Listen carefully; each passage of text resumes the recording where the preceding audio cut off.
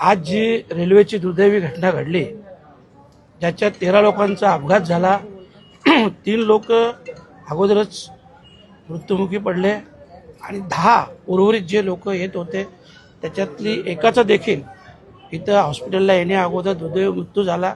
जे police constable होते, 2 लोकांना ज्युपिटरमध्ये शिफ्ट केलेलं आहे न्यूरोसर्जनसाठी आणि 7 लोकांवर ज्यांची इथं ट्रीटमेंट चालू आहे.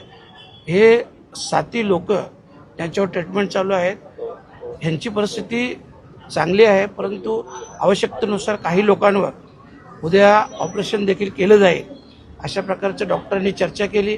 खरं म्हटलं तर एका पेशंटच्या सांगण्यावरून मला समजलं की गेले 5 वर्ष या रेल्वेने ते प्रवास करतात आणि 5 वर्षात बरोबर एक साधारणतः 7 ते 8 इंचाचं अंतरच या दोन्ही रेल्वेमध्ये असतं आणि अनेक वेळा याच्या तक्रारी देखील झाल्या होत्या, परंतु रेल्वे प्रशासनाने त्याची काही दखल घेतली नाही.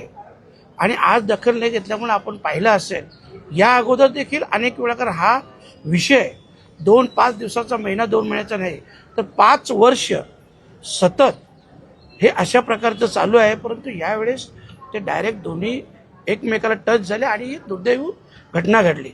खरं म्हटलं तर याच्यात रेल्वे प्रशासनालाच मी जबाबदार धरेन, कारण जी गोष्ट 5 वर्षापासून होते तेव्हा रेल्वे प्रशासनाने त्याच्यावर पर्याय हा काढायला पाहिजे होता.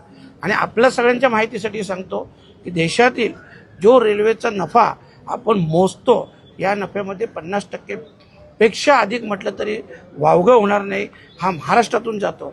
आणि ह्या महाराष्ट्राच्या वाट्याला प्रत्येक वेळेस अशा दुर्दैवी घटना येतात आणि म्हणूनच रेल्वे प्रशासनाचा निषेध करतोच.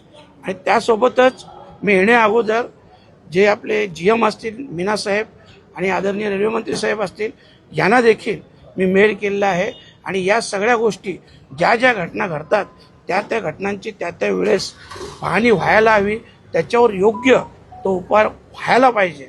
आणि याच्यात कुठल्याही प्रकारे रेल्वे प्रशासनाने हलगर्जीपणा करता कामा नये अशा प्रकारचं पत्र देखील दिलेलं आहे.